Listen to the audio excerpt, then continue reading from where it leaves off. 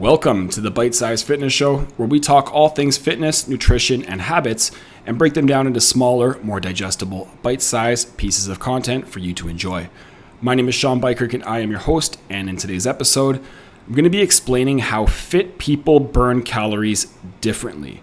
So if you tuned into the last episode, I explained how we burn calories, and I used the average sedentary Canadian or American as an example. So if you recall, there were four distinct ways that we burn calories. The first and most overwhelmingly highest amount of calories burned is going to come from your metabolism, your basal or resting metabolic rate. Second one is going to be from a concept called NEAT, so your non-exercise movements. The third one will be from thermic effective feeding, which is just the calories that you burned while digesting food. And then the final one is through exercise alone. So I'm going to bring up that first chart that we talked about last time. So this is for the average sedentary person. And you'll notice in terms of percentages, their metabolism is going to make up about 70% of the calories they burn. So if you look at that in terms of calories, let's assume the average person, for simplicity's sake, will use 2,000 calories they're burning throughout a day. If they're burning 2,000 calories throughout the entire day and metabolism is responsible for 70% of that, that means they're burning about 1,400 calories through their metabolism alone. The next one is going to be NEAT, so that non-exercise movement accounts for about 15% in the average person, or about 300 calories per day. The next one we have is the thermic effective feeding, which is about 10% or 200 calories. And then the final one is 5% through exercise. But once again, if you're not exercising, this will be at zero. So on average, about 100 calories per day, because people who don't exercise bring that number down. People who do exercise will skew that number up. So that's the average person. This is the example that we used last time. So what I wanted to do today is give you two examples of someone who is lean, someone who is fit, and how they burn calories. The first one's going to be a little bit oversimplistic, but just as a way to illustrate the point, we're going to assume that the fit person is burning the same amount of calories as the sedentary person here. So we're going to use that 2,000 calories per day example as a framework. And you're going to see just how the distribution changes. The pie chart looks totally different and probably some things that you didn't expect. So when we're looking at the average person here, you have about 70% of their calories coming from their metabolism.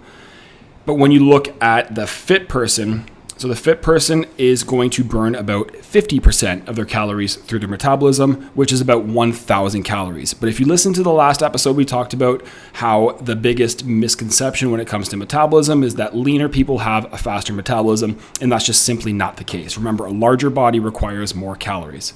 So let's assume that the fit person, the lean person here, is burning about 50% calories from metabolism, or about 1,000 calories total. The next 25%, so you'll see a much bigger slice of the pie here, is going to be from NEAT.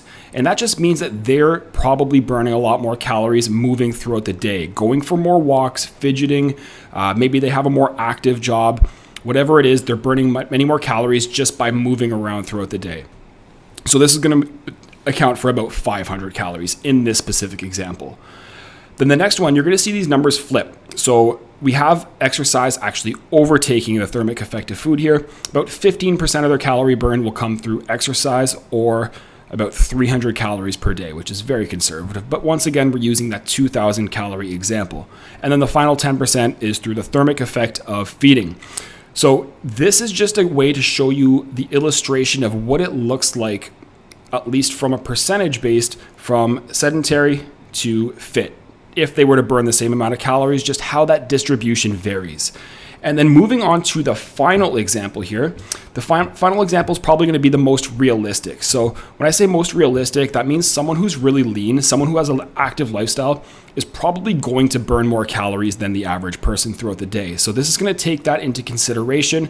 And you'll notice the metabolism actually makes up the lowest slice of the pie here compared to the other two. So it's less than 50%. Still accounts for the vast majority of their calories burned, but much lower than a sedentary person, even though I decided to use that same 1,400 calorie example.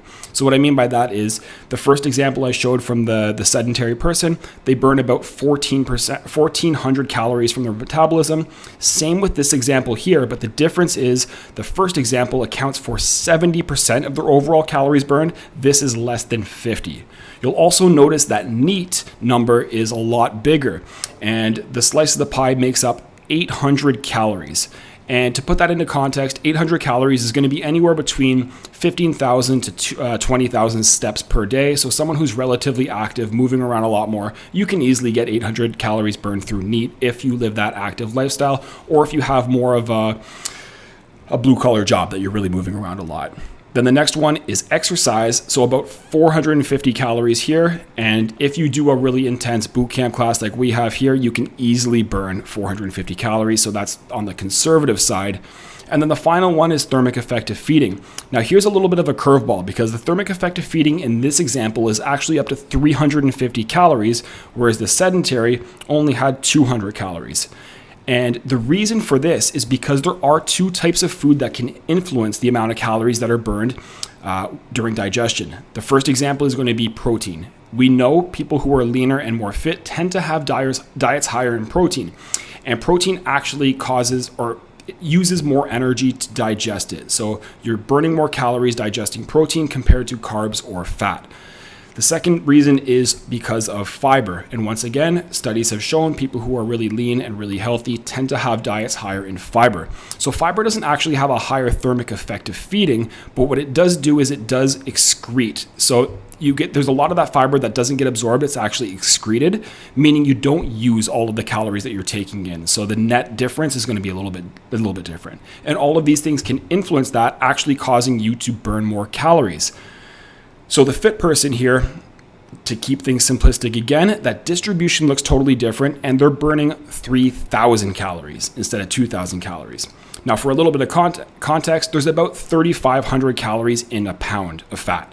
So if you were to get into a deficit of 3,000 calories versus 2,000 calories, that's an additional 1,000 calories burned, which, as if you could do the math, it doesn't take much or that long to actually start to see a difference in fat gain. Now, once again, that's overly simplistic. Just because those numbers may ring true doesn't mean that your body's going to treat it the same way.